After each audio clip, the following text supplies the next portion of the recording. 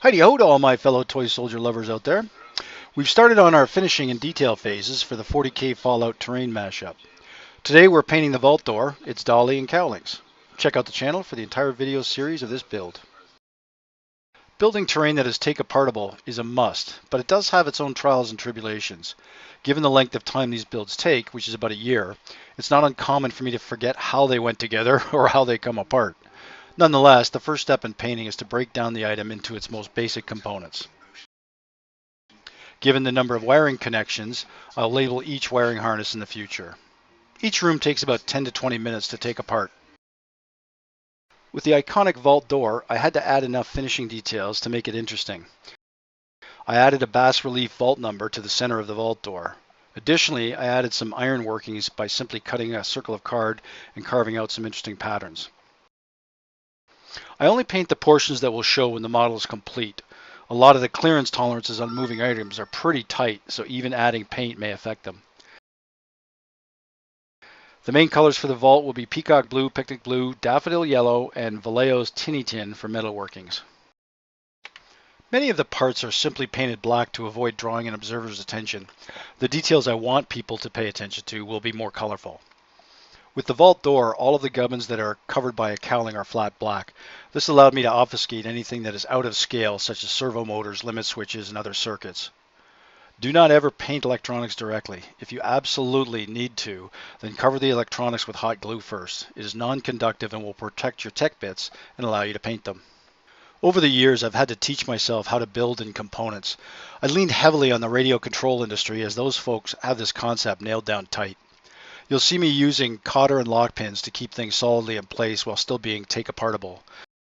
Most, if not all, of these pins are either toothpicks or bamboo skewers.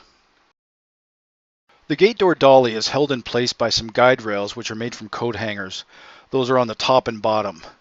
This ensures the beveled edge bearings I used as wheels have a nice track that they follow smoothly.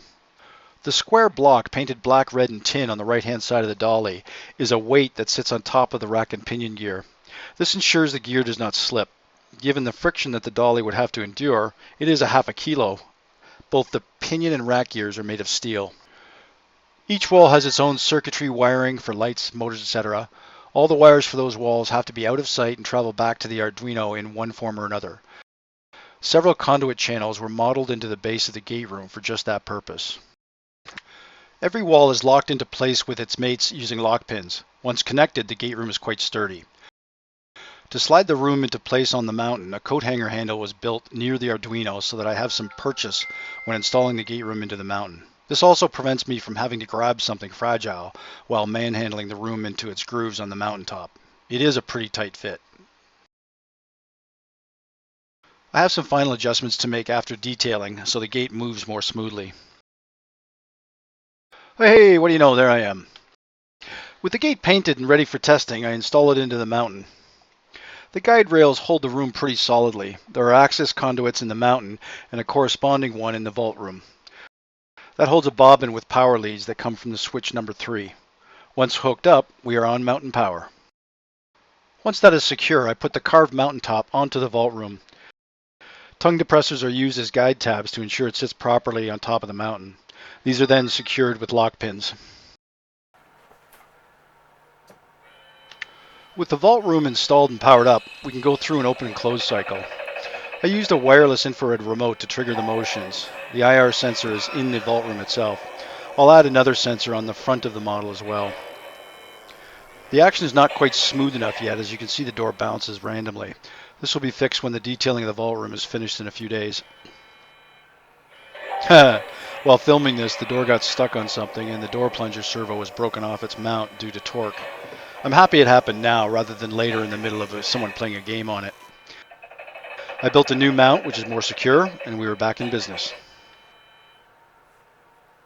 Here we see the gate open and close from inside the vault room. The opening and closing sounds were ripped from some sci-fi sound effects and placed onto an SD card that an Arduino controlled MP3 player then plays at the appropriate time. This view clearly shows the door plunger pulling back before the dolly moves out of the way. I've seen many Fallout Shelter door builds on YouTube, and they're all really good. However, I could not find one that has the door pull back first. I was bound and determined to model that two-dimensional motion. Notice the flashing lights on the right side. One of the yellow LEDs is very dim. I was going to replace it, but then I thought, not everything is in perfect working order after 40,000 years. The opening is large enough for players to move their minis around the room. The next step will see the vault room itself painted and detailed. Thanks for watching, folks.